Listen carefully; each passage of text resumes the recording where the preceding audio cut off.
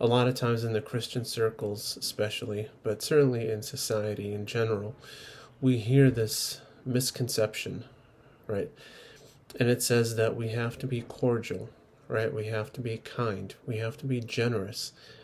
And we oftentimes justify it, at least from the Christian perspective, with you have to love your neighbor as yourself. This is what Jesus would do. Jesus was a kind man. He drew people into him.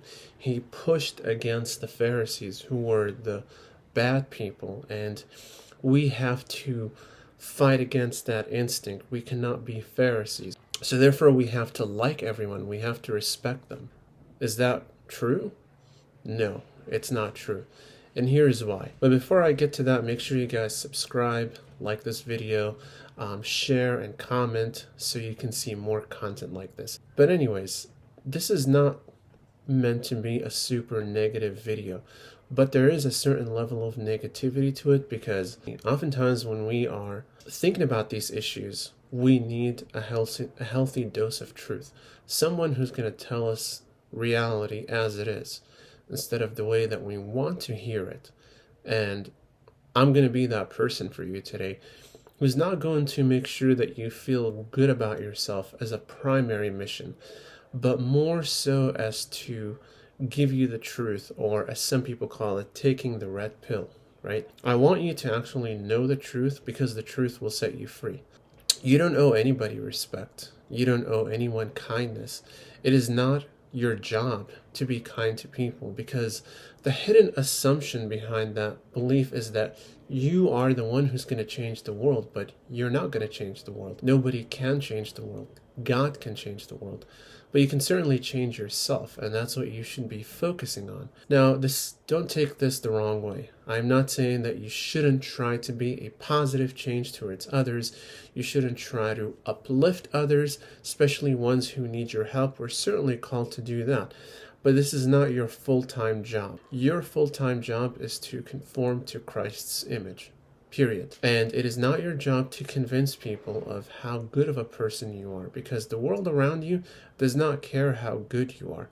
Doesn't mean you shouldn't be good, but you shouldn't be doing it for them, right? In fact, you shouldn't even do it to convince them that Christians are good people, or for them to come to Christ, because oftentimes a lot of people reject Christ not because Christians are bad. It's because they themselves are bad. It's because they themselves are not good people, and they're very well aware of that.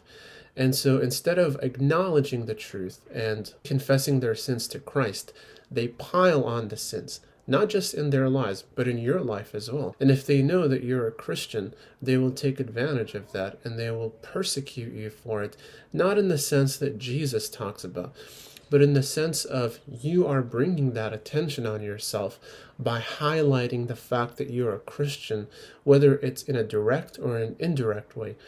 And by doing that, you're actually putting a red circle, right, a target circle on your back that commands people to abuse you, because you've somehow convinced yourself that this is what a Christian would do, and especially this is what Jesus would do. But I'm here to tell you that's not the case. You don't need to do that. You don't need to be kind to others.